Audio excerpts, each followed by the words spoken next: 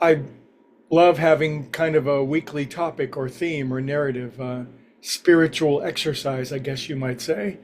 The challenge and fun and interest and engagement in spiritual thought.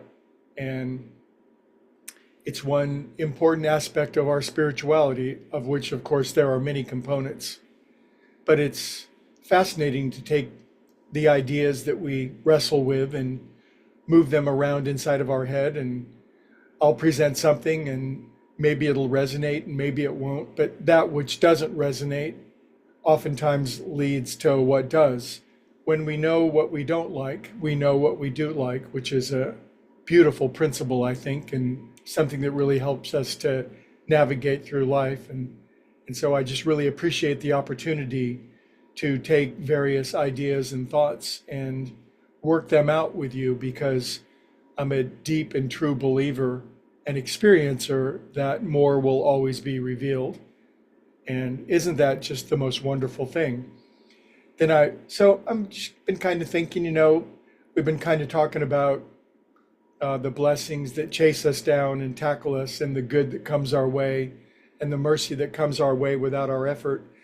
And of course, like any other spiritual idea, there's the other end of the spectrum, and it's necessary paradox. And am I advocating that we don't work anymore, that we don't have duties and obligations and things that must be done every day? And am I claiming that we can just sit around and let blessings tackle us? And of course not. If we push the idea of blessings chasing us down and tackling us to the extreme, then all I have to do is sit around and sit on my cloud while cherubs feed me peeled grapes and fan me with peacock feathers. So that currently is not the case, nor do I want it to be the case. So the question this week is work, WORK, work. And so I know all of you guys, and we all are good hard workers, I think, and none of us are shirkers. I don't want to shirk work. I want to work. I like work.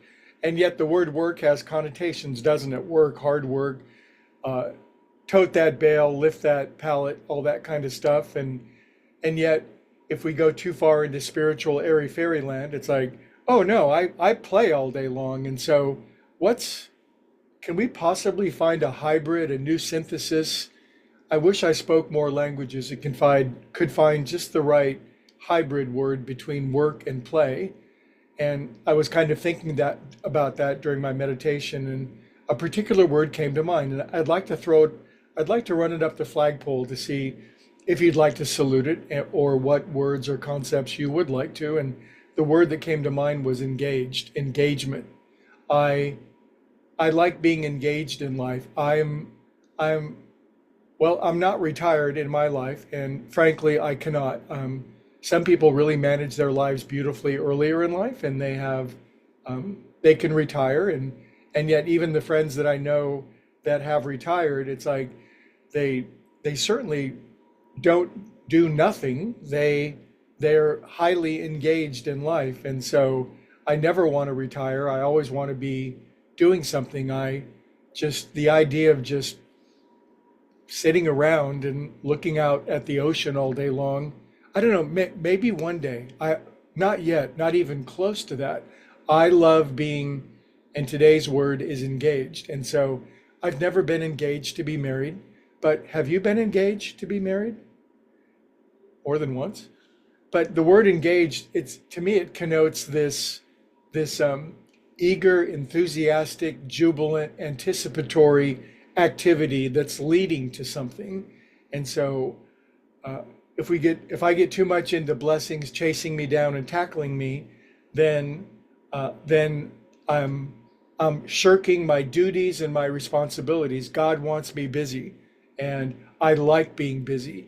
And if I carry the mentality that it's not struggle and that it's not burden, that it's a great gift, I think all of us love work.